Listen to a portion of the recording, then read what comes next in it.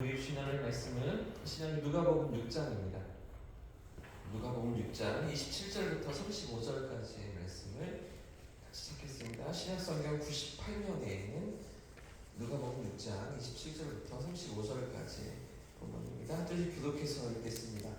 그러나 너희 듣는 자에게 내가 이르노니 너희는 너희 원수를 사랑하며 너희를 미워하는 자를 선대하며 너희를 저주하는 자를 위하여 축복하며 너희를 모욕하는 자를 위하여 기도하라.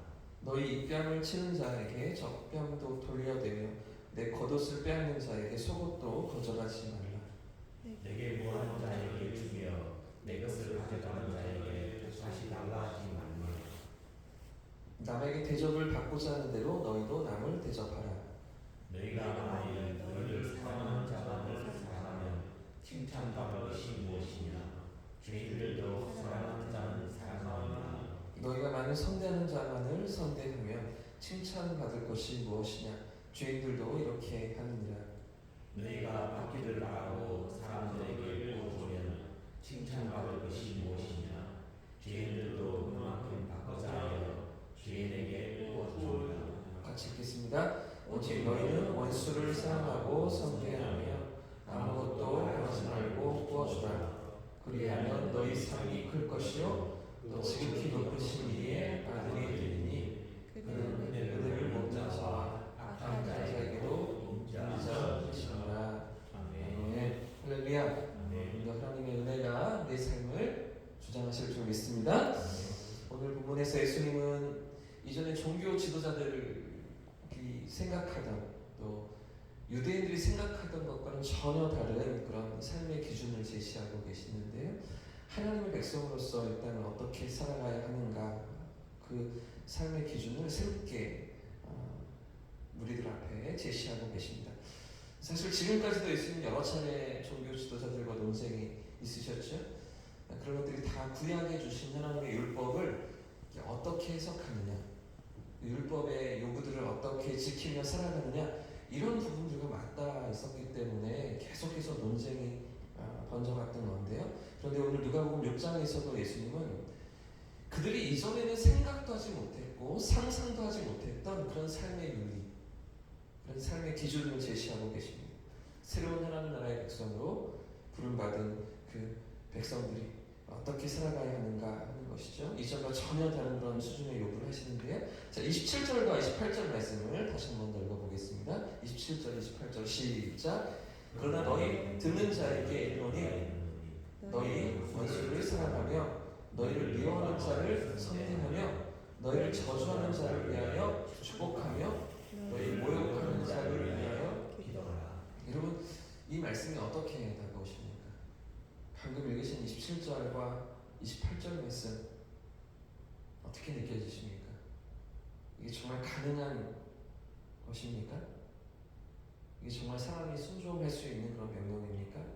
그동안 우리는 오랫동안 이 말씀을 들어왔기 때문에 그런 것 같다, 그래야 하는 것 같다, 무감각하게 이 말씀이 다가올 수도 있지만 사실 우리가 이 말씀대로 그대로 받아들이고 살아간다면, 이렇게 실천하며 세상에서 살아간다면 어떤 일이 벌어질까요? 우리 삶에 어떤 일들이 예상이 되십니까? 오늘 방금 말씀처럼 원수를 사랑하고 미워하는 자를 선대하고 저주하는 자를 축복하고 모욕하는 자를 위해서 기도하면 우리가 어떻게 될까요? 만신창이가 되겠죠. 누더기가 되겠죠. 여기서 터지고 저기서 터지고, 그죠? 완전히 그렇게 우리의 삶이 이렇게 너덜너덜해지지 않겠습니까? 사실 이런 불편함은 우리들만 그런 것이 아닙니다. 처음 이 말씀을 듣고 있던 그 당시의 제자들이나 무리들도 마찬가지였는데요. 너무나 충격적인 말씀을 예수님께서 하고 계시는 이런 대목입니다. 왜 그러냐면 지금까지 그들은 전혀 다른 율법으로 살아왔기 때문입니다. 내 이웃을 사랑하지만 내 원수는 미워하라. 그것이 지금까지 그들이 지켜왔던 율법이었습니다. 더 나아가서 그들은 이 율법을 지킴으로써 하나님 앞에서 의로워질 수 있다고 생각했던 것이죠. 하나님 앞에서 의를 얻기 위해서 이 율법을 지켜야 된다고 그들은 생각했던 것입니다. 그러니 이웃을 사랑하고 원수를 미워하라. 이 정도는 어떻게든 지킬 수 있는 부분이지만 그러나 원수까지도 사랑하라는 이 명령은 어떻습니까? 지킬 수가 있는 것입니까? 이 율법을 지켜서 하나님 앞에 의로워지고 하나님 앞에 이르러야 하는데 그런데 지킬 수도 없는 명령을 예수님 주시는 것 아닙니까? 원수가 누구이죠? 원수? 미움과 증오의 대상이잖아요. 도저히 용납할 수가 없고 용서할 수도 없는 그런 대상이 원수 아니겠습니까? 그런데도 예수님은 이런 원수를 사랑하라고 말씀하고 계시잖아요. 여러분 이게 정말 가능한 일일까요? 너무나 미운데 나를 욕하고 저주하는 사람인데 어떻게 축복하며 그를 위해서 기도할 수가 있단 말입니까? 자, 문제는 이게 끝이 아니라는 건데요. 자, 29절 이후에 예수님은 여기서 한 걸음 더 나아가서 더 강한 요구를 하고 계십니다. 자, 29절과 30절 말씀으로 같이 읽어보겠습니다. 시작. 너희 이 뺨을 치는 자에게 저 뺨도 둘러대며 내 겉옷을 빼앗는 자에게 속옷도 거절하지 말라. 내게 구하는 자에게 주며 내 것을 가져가는 자에게 다시 달라하지 말며. 자, 지금 또 이건 어떤 명령입니까? 자, 27절과 28절이 태도에 관한 문제였다면, 이 마음에 관한 문제였다면 방금 읽으신 29절과 30절은 다 행동에 대한 부분입니다. 실천에 대한 부분입니다. 내 마음으로 용서하라, 사랑하라. 마음 뭐 어렵지만 안 되지만 원수를 사랑할 수는 없지만 뭐 그렇다 쳐요. 근데 지금 이거는 삶으로 실천하라, 그대로 행동하라 또 가르치신 더 나아간 적극적인 삶의 행동을 요구해야 한다고. 마음으로만 아니라 행동으로도 그렇게 이어져야 한다고 말씀하고 계시는 것이죠. 여러분 이게 가능할까요? 때리면 맞고만 있어라. 빼앗아 가면 다 주어라. 아니 더 주어라. 이렇게 주님 말씀하시잖아요. 여러분 우리 자녀들 다 그렇게 키우셨죠? 지금 다 그렇게 가르치셨죠? 그렇게 되지 않는 거잖아요. 말도 안 되는 일인 거죠. 그런데도 왜 예수님은 이렇게 가르치고 계십니까? 왜 되지도 않는 수준의 요구를 당신의 제자들에게 그리고 오늘 말씀을 대하고 있는 우리들에게 요구하시는 것입니까? 35절이 그 대목의 이유가 있는데 35절 말씀을 같이 한번 읽어보겠습니다. 시작. 오직 너희는 원수를 사랑하고 선대하며 아무것도 바라지 말고 꾸어주라. 그러면 너희 상이 클 것이요 또 지극히 높으신 이의 아들이 되리니 그는 은혜를 모르는 자와 악한 자에게도 있는 자시리라. 무엇 때문입니까? 왜 그렇게 우리의 마음으로 또 우리의 행동으로 손해보면서 말도 안 되는 억울함을 감당하면서 좀 세상과 다른 방법으로 그렇게 살아갈 수가 있는 것입니까? 무엇 때문입니까? 하나님께서 기억하시기 때문입니다. 할렐루야. 하나님께서 갚아주시기 때문이죠. 이게 오늘 주님의 약속입니다. 그리하면 그렇게 하면 그죠? 너희가 그렇게 살아갈 때에 어떻게 하신다고요? 너희 상이 클 것이요 더 큰 상으로 갚아주시겠다. 우리가 포기하는 것보다 우리가 져주는 것보다 내어주고 손해보는 것보다 더 큰 것으로 갚아주시는 하나님이 계시기 때문에 그렇죠? 하나님이 기억하시기 때문에 그런 우리의 삶의 모습을 하나님이 다 아시고 더 귀하고 복된 삶으로 채워주시기 때문에 그렇게 살아갈 수 있다라는 것이죠. 사랑하는 여러분, 이 모든 것보다 사실은 더 큰 상이 있는데요. 더 큰 것을 갚아주시는 그렇죠? 더 큰 상으로 채워주시는 것보다 더 좋은 것이 무엇입니까? 그리하면 너희 상이 클 것이요. 또 이어지는 부분이 있잖아요. 또 뭐라고 말씀하십니까? 지극히 높으신 이의 아들이 되는 것이죠.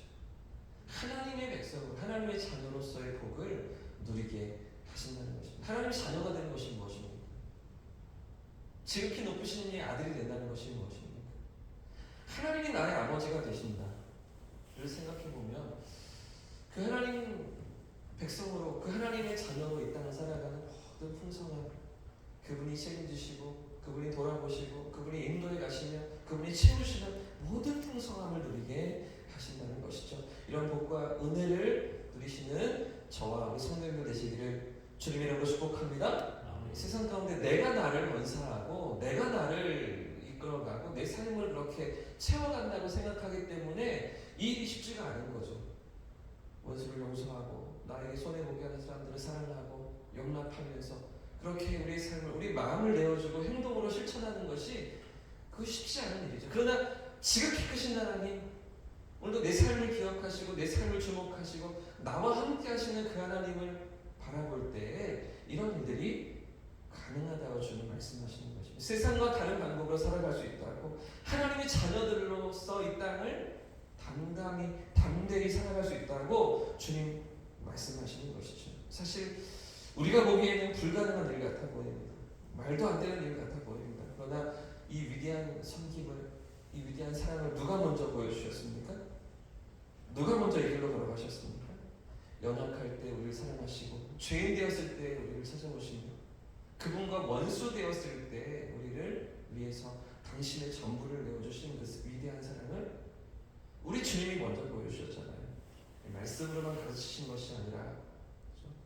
이렇게 해, 이게 맞아만 아니라 먼저 그 길로 걸어가시면서 그런 삶의 모습을 우리에게 가르쳐 주신 것이죠. 사랑하는 여러분, 오늘도 이런 믿음으로 이 땅을 살아가기를 기도하고 또 이렇게 도전하는 우리 모두의 삶이길 축복합니다.